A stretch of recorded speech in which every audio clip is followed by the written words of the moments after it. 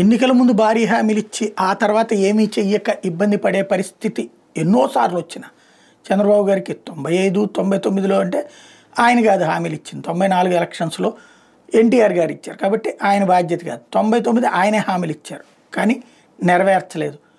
తర్వాత 2 టర్మ్స్ ఓడిపోయారు. 2014లో భారీ హామీలు ఇచ్చారు. రైతు రుణమాఫీనా డ్వాక్రా రుణమాఫీనా చేయలేదు. అందులో రైతు రుణమాఫీ 20% చేస్తే 80% మందికి గల్లంతు. అట్లాగే డ్వాక్రా రుణమాఫీ అసలు చేయకుండా 10,000 ఇచ్చి అదే రుణమాఫీ కిందని ఫీల్ అవ్వమని చెప్పినటువంటి పరిస్థితి. అయితే ఆ ఇంపాక్ట్ అందామా మరి ఏదైనా అందామా, జగన్మోహన్ రెడ్డి నవరత్నాలు అందామా లేదా ప్రభుత్వ వ్యతిరేకత అందామా, జగన్ అధికారులకు ఇతను నవరత్నాలు ఇచ్చాడు.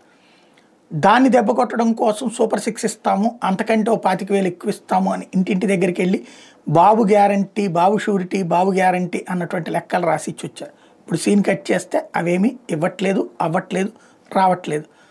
అందులో దీపం డబ్బులు ఎప్పుడు వస్తాయో తెలియదు, ఎవరికి వస్తాయో తెలియదు. అట్లాగే తల్లికి వందనం డబ్బుల్లో చాలామందికి కోత పడింది. పడినటువంటి వాళ్ళకి సంతోషం, పడనటువంటి వాళ్ళు తిట్టుకుంటుంటారు. వచ్చినోడి సంతోషంతో ఓట్లేస్తారు లేదు, ఎందుకంటే జగన్ని చూసాం. కానీ రాని వాళ్ళు మాత్రం గ్యారంటీగా విభేదిస్తారనడానికి సాక్ష్యం జగన్ వాళ్ళ బాధితులు ఓట్లు నెగిటివ్గా వేశారు. కాబట్టి అది ఒకటి దృష్టిలో పెట్టుకోవాల్సి ఉంది. మరొకటి ఒక స్పష్టత కావాల్సినటువంటి అవసరం.